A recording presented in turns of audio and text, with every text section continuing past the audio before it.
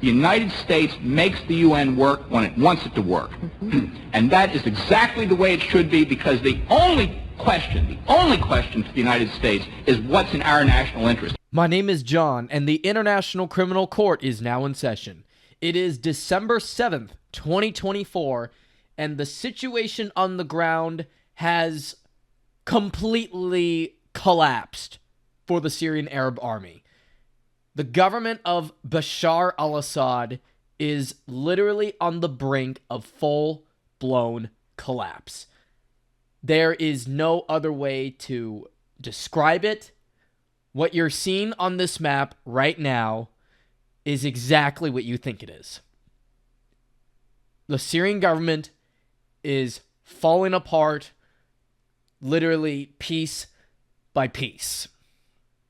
A few days ago, when I made a video talking about the situation, I didn't think it would get this bad. But it has. In fact, I even thought that this was just going to be the start of the Civil War's revival, and it still may as well be. But what I didn't expect was that the rebels, or the Islamists, would literally keep on going down south and basically cause the Syrian army to run away. You know, like how ISIS did in Mosul during 2014. But here's the thing. This is now far worse than the fall of Mosul. We are now literally talking about potential fall of Afghanistan 2.0 to the Taliban. That's what this is looking like right now. Bashar al-Assad's government is in big triple trouble, and at this point, based on the recent events that have happened, I wouldn't be shocked if he's no longer in power by the end of 2024 or so. If not like early 2025 at the earliest. So far, he looks very, very cooked. Very cooked. And to explain why that is, let me explain, I'm sorry if I repeated that word, but I'll go into detail on what happened, okay? So, first of all, let's talk about what happened since the fall of Aleppo and Idlib governorates. In northwestern Syria, the Islamists led by Hayat Tahrir al-Sham, also known as al-Nusra Front, have continued pushing south, as many expected them to do so. Sorry if I mispronounced the word, because there's a lot going through my mind right now, because I literally cannot believe what I'm seeing here. This is literally something I never imagined would happen after 2020. I never would literally believe you. Like, my 20-year-old self would think that you're going crazy if literally you told him at that time that President Assad was going to lose only 4 years later. I would have thought you were crazy and coping. But anyway, so to talk about the situation on the ground. So after they took over Idlib and Aleppo governorates for the most part, because the Islamists now control basically most, if not all, of Aleppo and Idlib governorates, though I think the SDF still holds areas in Aleppo itself, like the governorate, but they don't really hold that much of the important stuff. All of the important like locations and such as like, you know, Aleppo, El Bab, Deir Haifer and such, they're all now under Islamist control as of this recording of the video. And then after they took over Idlib governorate, the al-Nusra Front then decided, you know what? Fuck it. Let's try to take over the whole country. And they did. So during the past few days or so, al-Nusra Front advanced south into Hama governorate. And even though at first the Syrian army was showing some resistance, they then just ran away again. And Hama, along with the strategic town of Salamiyah, which I'll look for here. Yep, here it is. There's Salamiyah right here. It's a pretty large town in like central Syria. It has fallen to the hands of the jihadists. quite easily. And also, it has now been confirmed that a crossroad town known as Ithria has also fallen to al-Nusra front without a fight. And in the provinces of El Raqqa, Deir ez-Zor, and Hasaka, there are no more Syrian army troops there. They're gone. Now, even though Syriac has not colored things yet, they have officially withdrawn from these areas. So there is no more Syrian army troops in al-Hasaka and in its outskirts. There's no more Syrian army troops in Qamishli, especially in the airport. And there is no more Syrian army troops in the remainder of El Raqqa, which used to be the capital of ISIS for a few years or so. And probably the biggest gut punch so far, as of recording this, is the loss of Deir ez-Zor. They withdrew from Deir ez-Zor. The SDF then easily crossed the river with ease, and they took the city of Deir ez-Zor along with the other towns of El Mayadin and Abu Kamal, which is bordered with Iraq. So, the SDF now controls essentially majority of El Raqqa and El Hasaka governorates, and control around a quarter or so of Aleppo too. In Homs, the rebels are already advancing. They already are, as you can imagine. The towns of Rastan and Taubish have already come under al-Nusra front control, and there's also a report that the rebels are already on the outskirts of Homs already, and it is expected that they're going to enter the city as of making this right now. They're going to enter it right now, and we're going to see for sure if the Syrian Arab Army as we know it is gone forever, and that President Assad's government is in fact going to fall, or they might somehow start the greatest comeback in the history of modern warfare. But it's highly unlikely, at least in my opinion. And then, further south, now even though it has not yet been colored in, there are reliable reports to suggest that Dara, Quneitra, and Sueda governorates have all fallen to rebel control too, the Southern Front control. The Southern Front, by the way, for those who don't remember, were like a rebel coalition. They were not al-Nusra Front, but they were not Free Syrian Army either. They claimed to be Free Syrian Army, but again, as I said in the past, they're really nothing more than just a brand name now. People just use the name Free Syrian Army and just go along with it just to get some support or something. But again, they're not Free Syrian Army. They don't exist. But it doesn't really seem to matter because they literally took over basically all the southern areas next to Jordan, well, with the exception of this part of Damascus Governorate. But yeah, what you don't see here is the cities that are under the control. But yes, Dara, Sueda are under rebel control. Nothing has yet been confirmed in Quneitra yet, but I am expecting it to fall very soon to the militants very soon. And things are so bad right now that there are conflicting reports that Iran is going to leave Syria, and there's also reports that Assad's family has already fled for Russia because they see that the writing is on the wall. I even see some reports that the Syrian government is preparing the city of Damascus for one last final showdown. Now, as for Latakia and Tartus, which is where the Russians are consolidated in, we don't know. These areas, by the way, are very mountainous, and it's very difficult to get past these mountains because literally it's all rugged. It's sort of like a mini Afghanistan in a way, or Lebanon. It's very difficult to conquer these two areas. And there's a reason why some people believe that there's now a possibility that with the government in Syria collapsing, the Alawites just might declare an independent state. And then just let the Syrian rebels, the Islamists, just duke it out with the SDF. Literally. There's a possibility they might do that.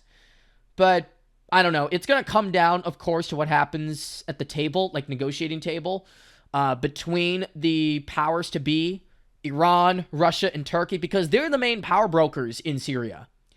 And if I have to guess what the hell happened here, a deal was clearly reached between the Turks and the Russians. That's what I believe happened. And I feel like Russia did a long assessment of the situation within Syria itself, and maybe, just maybe, they probably don't think that the Syrian government is worth supporting anymore. And besides, I've also come to realize as of late that the reason why this is all happening is because a lot of people are just not happy with President Assad. Syria has not made a lot of progress in the last few years, like rebuilding from the conflict. After like 2020, when the ceasefire was signed for the next 4 years or so, war seemed pretty much for the most part over. And a lot of people were hoping that it would not only mean the end of everything, but it would also mean that the country can finally rebuild from the ashes. But here's the problem. President Assad, as all of you know by now, is embargoed to hell by the West, my country, the United States included. In fact, we're the ones that are leading the charge on embargoing him.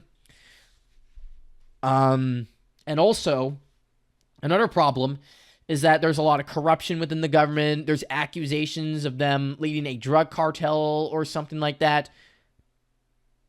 There's a lot of issues. And then, of course, you got the military now showing its true colors. Literally not putting up a damn fight. I honestly don't know what else to say. As somebody who has observed this war for the past 13 years, and as someone who has supported the Syrian government, I am just absolutely dumbfounded by their inability to at least hold up a single defensive position. Literally, all they had to do was, hold the line in the Aleppo governorate. That's all they had to do. And they couldn't do it. And then all of a sudden, they just allow these guys to easily steamroll them. I am just speechless. Now, people are going to ask, what will happen if Assad goes? First of all, I think Europe is in big trouble. They're probably going to be at the biggest risk of terror attacks since the mid-2010s. And also, what I think will happen is the United States military, who still has a presence in Syria, they are, in my opinion, going to finally leave the country. The United States, in my opinion, will abandon Syria as soon as Assad is gone. Once he leaves office, flees the country or is killed or something like that, they will then say, all right, mission accomplished, we're going home, because they literally sanctioned the Syrian government to death. And it also doesn't help that the biggest loser of all of this is Iran. And as all of you know, Lebanon is just coming off of a bad war with Israel after a month or so. And yeah, the fact that this all has happened in the past week or two now, this is not good news for Iran. In fact, it doesn't even sound like they're even going to try to save the Syrian government at this point. As far as I know, President Assad is on his last leg in the country. He literally is. And Homs is literally what's preventing him from falling. If Homs goes, bye. Bye, Felicia. It's literally game over for the Syrian regime. The Syrian government of Bashar al-Assad has been in power for 24 years. His dad for also an additional 30 years. So that would be a total of 54 years of al-Assad rule. That is a long-ass time. I feel like some people are going to say, maybe it was his time to go, like for real this time, and not like it was like in the early 2010s, because maybe the rebels have changed for the better. Maybe they have given up their Islamic extremist ideologies. Maybe they are going to now actually commit to democracy or something like that. No. No. That's not going to happen. What will happen is, if they take over Damascus, if they take over the country, Syria will be the next Afghanistan. It's going to become an Islamic emirate. Women will not have rights. They'll be forced to cover up. They cannot show any skin whatsoever. You cannot drink booze. You cannot smoke. You cannot really do a lot of things that you can do right now under the Syrian government of al-Assad. So the biggest loser besides the Iranians here are definitely the people in Syria who want a secular country. But unless the SDF is able to be any better or something like that, I just can't see them beating al-Nusra Front. In fact, speaking of which, once the U.S. leaves, I have no doubt that Turkey is going to look to finish the job in Syria. They're going to have their proxies look to finish the job against the SDF and like ultimately win the war. That's what they're going to aim for, in my opinion. They're not going to simply half-ass this. Like, yeah, we may have gotten rid of Bashar, but we want the whole country. We don't want just this, like, significant chunk of it. We want everything. And that is why I think Nusra will push not only all the way to the border with Iraq, but they will look to push all the way to the Mediterranean Sea too.